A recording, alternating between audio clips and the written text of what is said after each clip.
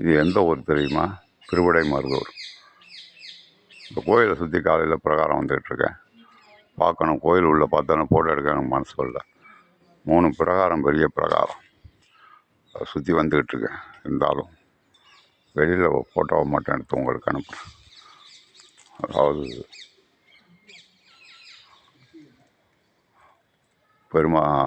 சிவபெருமான் பிரகாரம், அது என்னது, பிரதோஷம். அந்த பிரதோஷம் அன்றைக்கி வந்து இந்த கோயிலில் படம் வந்தால் கிழக்கு வாசல் வழியாக வந்து மேற்கு வாசல் வழியாக போகணும்னு சொல்கிறாங்க.